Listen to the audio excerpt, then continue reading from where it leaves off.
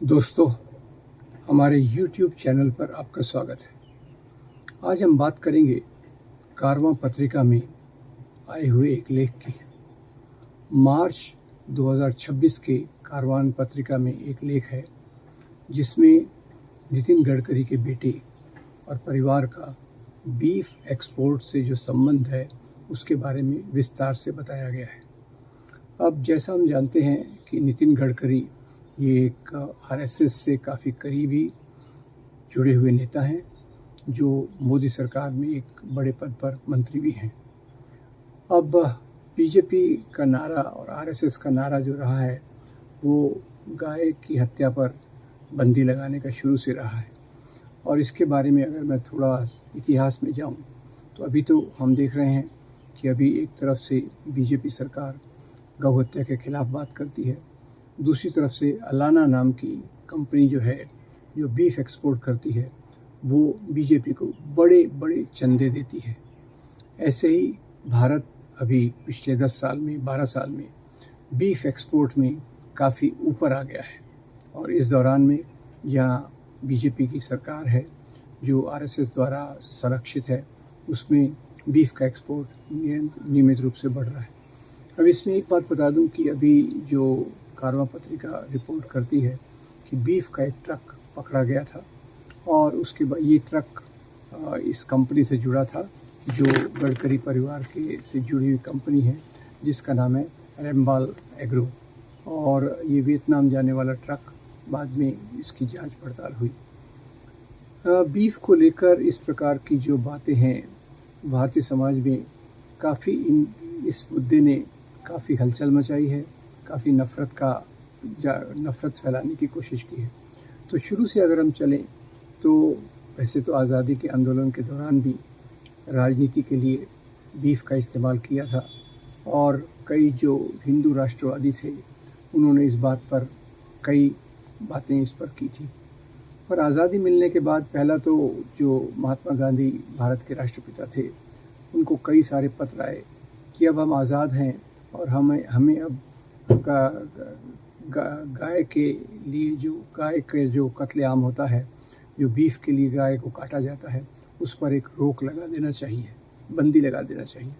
तो गांधी जी ने जवाब में कहा कि जब हम आज़ाद हैं तो यहाँ सभी धर्म के लोगों की आस्थाओं का, ज़रूरतों का पूरा ख्याल रखा जाना चाहिए। और क्योंकि भारत का कई समाज हैं जो इसका सेवन करते हैं इसलिए सरकार की तरफ से ये नहीं होना चाहिए, ये गांधी जी ने बात कही। खैर, इसके बावजूद जो आरएसएस परिवार से जुड़े हुए लोग हैं वो धीमी आंच पर बीफ के मुद्दे को उठाते रहे। इसका सबसे बड़ी अभिव्यक्ति 1966 में आई। नवंबर 1966 में आरएसएस द्वारा जो मोबिलाइज किए गए थे, जो लाए गए थे, बहुत सारे साधुओं ने गौ हत्या के मुद्दे पर पार्लियामेंट को घेर लिया। ये शायद हमारे आज़ादी के इतिहास में एकमात्र उदाहरण रहा होगा जिसमें पार्लियामेंट के इतने नज़दीक लोग प्रदर्शन करते हुए गए, क्योंकि प्रदर्शनकारियों को पार्लियामेंट से बहुत दूर ही रोक दिया जाता है। पर खैर ये वहाँ तक पहुँचे और उसको रोकने में पुलिस ने शुरू में लाठीचार्ज, अश्रु गैस वगैरह चलाई और जब मामला नियंत्रण के बाहर हो गया तो उन्होंने गोली चलाई। इस गोली चलाने में कई लोग आहत हुए और एक पुलिसकर्मी भी मारा गया। तो खैर इसके बाद एक सरकार कमीशन बनाया गया। भारतीय सरकार ने रिटायर्ड चीफ जस्टिस सरकार को इसका अध्यक्ष बनाया। इसमें बाकी जो लोग थे, एक थे शंकराचार्य, एमएस गोलवलकर और जोसेफ कुरियन, जिनको भारत का मिल्कमैन भी कहा जाता है।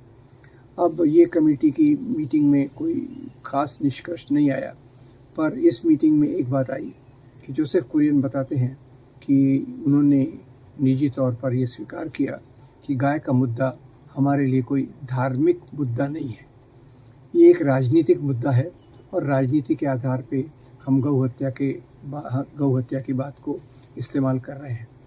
अब ये मुद्दा उस समय तो आया गया हो गया और अभी पिछले 20-25 साल से इस मुद्दे को फिर से तेज़ी लाई गई है और गाय हत्या के नाम पर बहुत सारी लिंचिंग वर्ड लिंचिंग शब्द ये भारत की डिक्शनरी में ज़्यादातर नहीं था, और अमेरिका से ये शब्द आया, जहाँ लोग जिसकी हत्या करना है उसको पीट पीट कर एक झुंड में मार देते हैं। एक झुंड जमा होता है, उस व्यक्ति को पीट के मारता है। तो गाय के नाम पे लिंचिंग की बहुत सारी घटनाएं हुई, और इंडिया स्पेंड ने एक स्टैटिस्टिक्स लाया था जिसमें उन्होंने बताया था कि 10 साल में करीब 100 लिंचिंग की घटनाएं हुई बीजेपी के रूल में। इसमें 86 लोग मुसलमान थे जो मारे गए, और 14 लोग दलित थे। इसी में एक जहां मृत्यु नहीं हुई पर वो घटना भी बहुत दिल दहलाने वाली थी, वो थी ऊना की घटना, जहां 4 दलित जो मृत गाय को ले जा रहे थे, क्योंकि चमड़े का इस्तेमाल तो वही करते हैं, चमड़े की चीज़ें तो वही बनाते हैं, चमड़े के बेल्ट, जूते काफ़ी महंगे माने जाते हैं, और इसका उपयोग बहुत जगहों पर होता है। तो इसमें जब ये डेटा हमारे सामने है कि एक तरफ से गौ हत्या की बात, और दूसरी तरफ बीजेपी का दोगलापन भी इसमें दिखता है। एक तरफ तो वो गौ हत्या के नाम पर वोट बटोरते हैं, अल्पसंख्यकों को, जैसे पहले पहलू खान को किस प्रकार से मारा गया, किस प्रकार से अफवाह फैलाई गई और उनकी हत्या की गई। उसी के साथ साथ एक नौजवान विद्यार्थी जो ट्रेन में जा रहा था, उसको भी पीट के मारा गया। ऐसे जैसे मैंने बताया करीब 86 केसेस को रिकॉर्ड किया गया। अब सवाल यह है कि बीजेपी का दोगलापन देखते हैं। बीजेपी की सरकारें नॉर्थ ईस्ट में हैं, और वहाँ कई राज्यों में गौ हत्या अलाउड है, और एक नॉर्थ ईस्ट के मंत्री किरण रिजिजू ने कहा कि वो बीफ खाते हैं। वो बीजेपी में मंत्री हैं और वो बीफ खाते हैं। केरल में भी एक एमपी का चुनाव लड़े थे, मैं उनका नाम भूल रहा हूँ। उन्होंने अपने चुनाव प्रचार में कहा था कि अगर आप मुझे जिता दें तो मैं अच्छी क्वालिटी का बीफ आपको उपलब्ध कराऊंगा। गोवा में भी अभी बीजेपी सरकार है, वहाँ भी बीफ का सेवन किया जाता है। अभी एक फिल्म आई थी केरल स्टोरी 2, बहुत ही घटिया फिल्म, वाहियात फिल्म थी। उसमें एक सीन दिखाया जाता है कि एक हिंदू लड़की की शादी मुसलमान से होती है, और ज़बरदस्ती लोग उसके मुंह में बीफ ठूस रहे हैं, उसको बीफ खिलाने की कोशिश कर रहे हैं। आपको एक बात बता दूं, केरल में बीफ की डिशेस का बहुत प्रचलन है। वहाँ का बीफ परोठा और बाकी चीज़ें काफ़ी लोकप्रिय हैं। कई लोग, सभी धर्मों के लोग इनका सेवन करते हैं। नॉर्थ ईस्ट में भी ये किया जाता है, और गोवा में भी किया जाता है। तो वहाँ बीजेपी सरकारों ने इस पर कोई बात नहीं की। उन्होंने कहा ये उनके कल्चर का सवाल है। और मोटी बात तो ये है, अभी बीजेपी के बड़े बड़े प्रवक्ता कहने लग गए हैं कि इन क्षेत्रों में जो गाय खाई जाती है वो गाय वास्तव में नहीं है, वो एक दूसरी नस्ल का जानवर है। उसके लिए उन्होंने मिथुन या ऐसा और कोई शब्द इस्तेमाल किया था। और गाय के बारे में दोगलापन तो काफ़ी स्पष्ट है।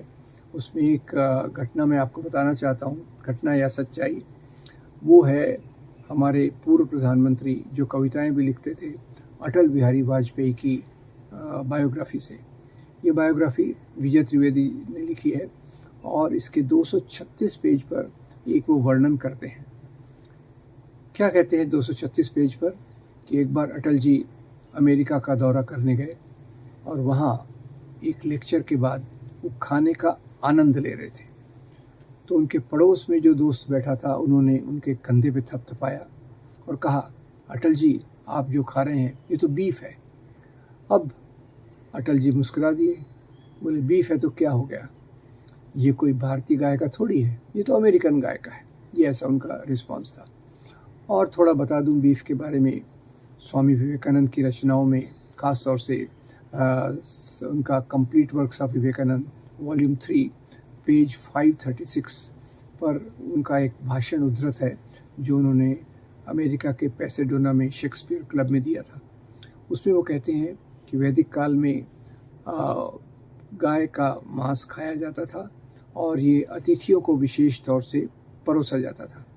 कुछ गायों को नहीं काटते थे जो दूध देने वाली होती हैं वगैरह वगैरह, पर बछड़ों को और गाय को उस प्रकार से बलि भी दिया जाता था, और उस सेवन की भी बातें भी थी।